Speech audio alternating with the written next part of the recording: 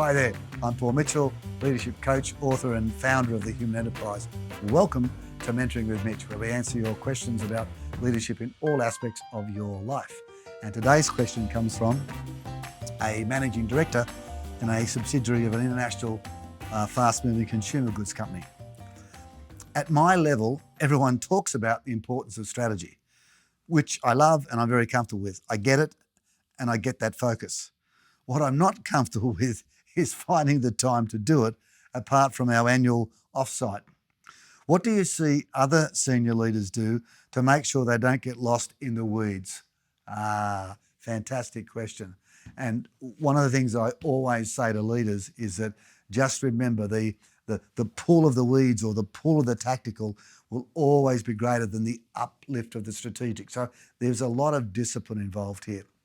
And you're going to get all sorts of vampires, not just sucking your blood, but sucking your time the more senior you are. So you need a way of saying no. What do I mean by that? What will determine your success at every level, not just a GM, a CEO or an MD level, will be not what you do so much, but what you refuse to do, what you say no to, what you start to let go of, what you stop doing. So here's the technique that I want you to do, and it's based on the work of two great consultants, Gino Wickman from an organisation called the Entrepreneurial Operating System, and another one, Dan Sullivan from Strategic Coach. And it involves you reflecting, stepping back and looking at two things: your talent and your skill and your motivation or passion for those things that you're involved with. So your talent and your skill, your motivation and your passion.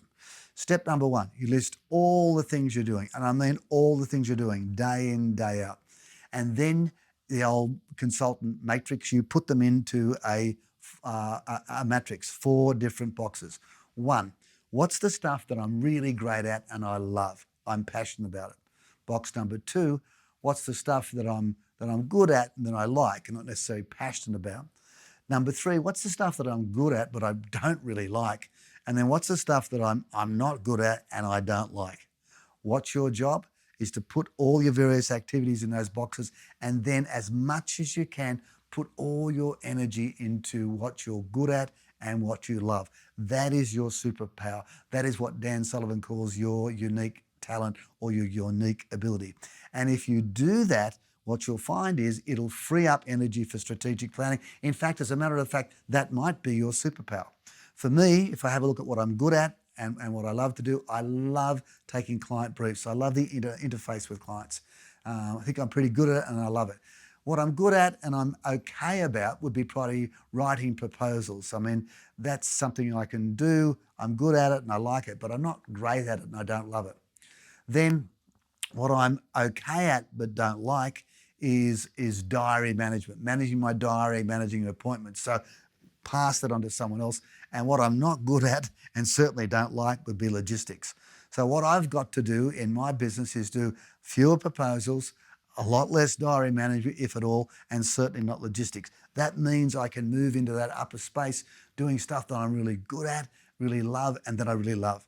And you can do the same thing. And I guarantee if you do that, if you focus on what you're good at and what you love, all of a sudden, not only will you free up time, you'll free up a lot of energy. And that will give you, again, the energy and time to do the strategic planning, which at your level is absolutely essential. Hey, thanks for watching. Hope that's helped, or at least given you a couple of first steps. And if you have questions about leadership at home, leadership at work, or leadership in your community, we would love to hear from you. Please visit mentoringwithmitch.com and we'll get through as many questions as we can.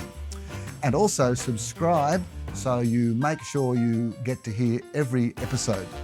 And importantly, if you've got friends or colleagues or even family that you think would benefit from hearing some of these answers or some mentoring with Mitch, please make sure you share with them as well.